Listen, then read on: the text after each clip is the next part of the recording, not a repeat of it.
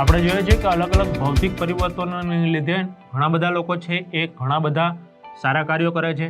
તો અહીંયા આપણે ભારતનું જે બંધારણ છે એ બંધારણની અંદર જે કંઈ કાયદાઓ આપ્યા છે એમનું જ્ઞાન પણ હોવું જરૂરી છે, જાગૃતતા ફેલાવવી જરૂરી છે. એટલા માટે કાયદાનું સામાન્ય જ્ઞાન અને તેની જરૂરિયાત શું છે તેને જોઈએ. સમાજની અંદર જો સુખ શાંતિ અને ભાઈચારો રાષ્ટ્રીય એકતા બનાવી રાખવી હશે તો કાયદાનું નિર્માણ કરવું પડશે. કોઈ પણ ખરડો છે એને કાયદો બનાવવો પડશે અને એ કાયદાનું ચુસ્તપણે પાલન કરવું પડશે. જો એ કાયદાનું કોઈ પાલન ન કરે તો એને દંડ અને સજાની જોગવાઈ કરવામાં આવી છે, જેથી કરીને સમાજની અંદર આપણે સુખ શાંતિ બનાવી રાખીએ અને લોકોનું જીવન છે એ સુધારા લાયક આગળ વધારી શકીએ. તો કાયદાનું જે આપણે વાત કરીએ છીએ ત્યારે સાક્ષરતાનો દર ઘણો નીચે હોવાથી ઘણા બધા દેશની અંદર આપણે જોઈએ, આપણા દેશની અંદર પણ જોઈએ તો કાયદા છે એને અભણ લોકો છે એટલું બધું અથવા જે અશિક્ષિત લોકો છે એને કાયદાનું વધુ જ્ઞાન હોતું નથી, જેથી કરીને જે શિક્ષિત લોકો અથવા તો ધનવાન લોકો છે, ઉદ્યોગપતિઓ છે, અમુક નેતાઓ છે એ લોકોનું શોષણ કરે છે અને આ જે અશિક્ષિત લોકો છે એ કાયદાનું જ્ઞાન ન હોવાને લીધે પોતે માનસિક અને શારીરિક રીતે શોષણની ભોગ બને છે, જે પણ એક સમાજને નુકસાન કરતું કાર્ય કહી શકાય.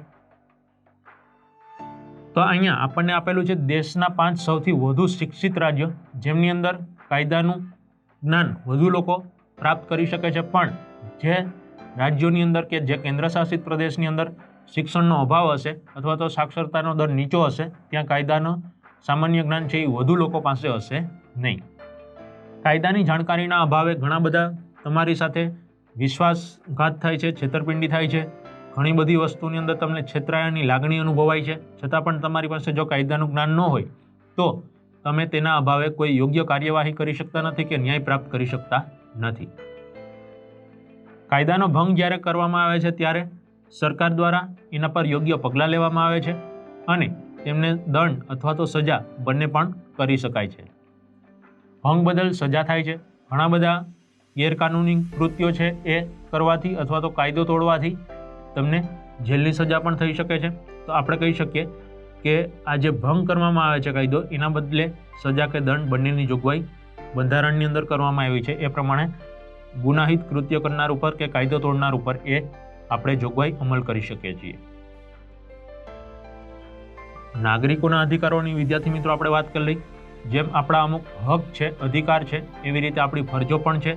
તમે તમારા પાઠ્યપુસ્તકની અંદર ફ્રન્ટ પેજમાં જ જોશો ઘણા બધા તમને હક અને ફરજો, અધિકારો દર્શાવેલા છે.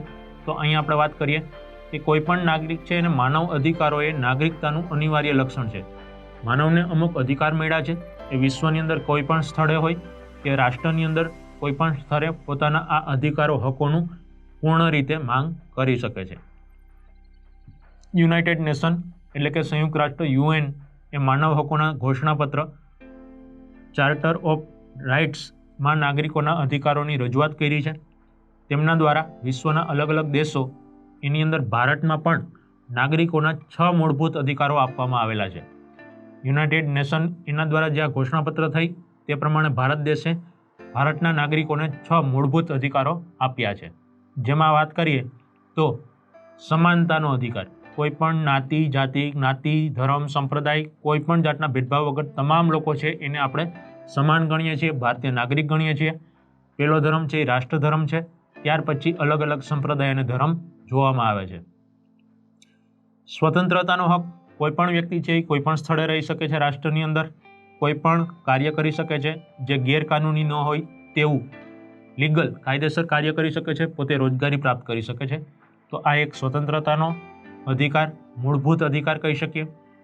શોષણ વિરોધી અધિકાર, જો કોઈ પણ વ્યક્તિનું રોજગારીની અંદર અથવા કોઈ શારીરિક કે માનસિક શોષણ થતું હોય તો તેમના વિરુદ્ધમાં એ અવાજ ઉઠાવી શકે છે અને ન્યાયતંત્રની અંદર પોતે ન્યાયની માંગ કરી શકે છે. એ પછી સરકાર વિરુદ્ધમાં હોય તો પણ કરી શકાય છે.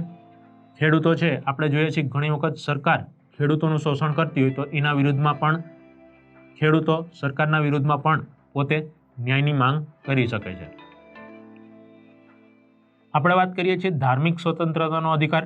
આપણો ભારત દેશ છે એ સૌથી મોટામાં મોટો બિન સાંપ્રદાયિક દેશ છે. એટલે કે ત્યાં તમામ ધર્મ, તમામ સંપ્રદાયને યોગ્ય માન સન્માન આપવામાં આવ્યું છે અને તમામ લોકોને છે એ છૂટછાટ આપવામાં આવી છે કે જે વ્યક્તિ છે જેને જે પણ ધર્મ પાળવો હોય એ પાળી શકે છે, બીજા ધર્મની અંદર પણ જઈ શકે છે, પણ એમના જે બંધારણની અંદર જોગવાઈ કરવામાં આવી છે એમાં કોઈ એવું કૃત્ય ન થવું જોઈએ કે જેથી કરીને સમાજની અંદર વિઘટન પડી શકે અથવા ઝઘડા થાય, કોમી રમખાણો થાય, જેથી કરીને સરકારના બંધારણની જોગવાઈ પ્રમાણે તમામ લોકો છે ભારતીય નાગરિક એ ધાર્મિક સ્વતંત્રતાનો અધિકાર ભોગવી શકે છે.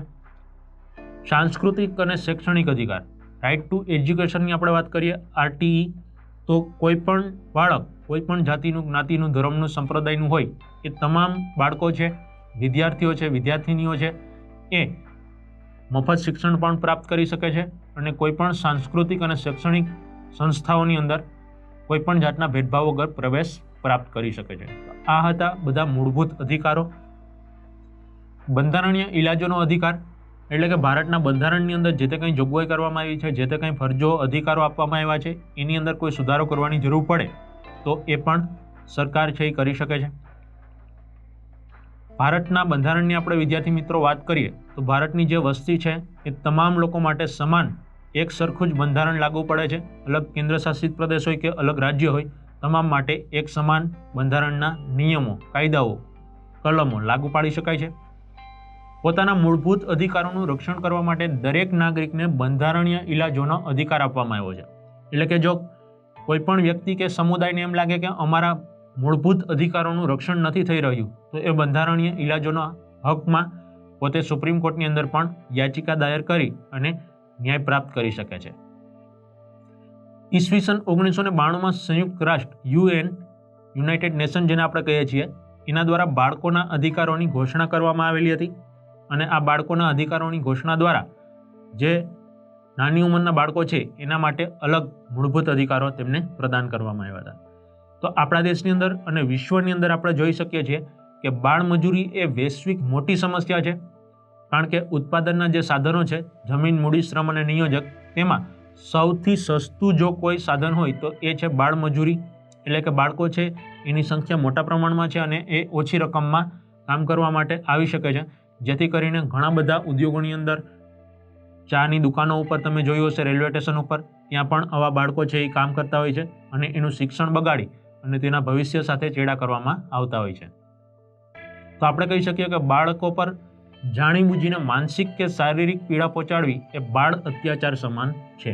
કોઈ પણ બાળક છે એને આપણે બળજબરીપૂર્વક તેને માનસિક ટોર્ચર કરી, મેન્ટલી ટોર્ચર કરી કે ફિઝિકલ ટોર્ચર કરી એને આપણે કામ ઉપર રાખી શકાતું નથી. અને સરકારના નવા કાયદા પ્રમાણે આપણે વાત કરીએ તો 14 વર્ષથી નીચેનું કોઈ પણ બાળક છે એને તમે કોઈ પણ જાતના કામ ઉપર રાખી શકતા નથી. જો રાખવામાં આવે તો એના માટે દંડ અને સજા બંનેની જોગવાઈ કરવામાં આવી છે.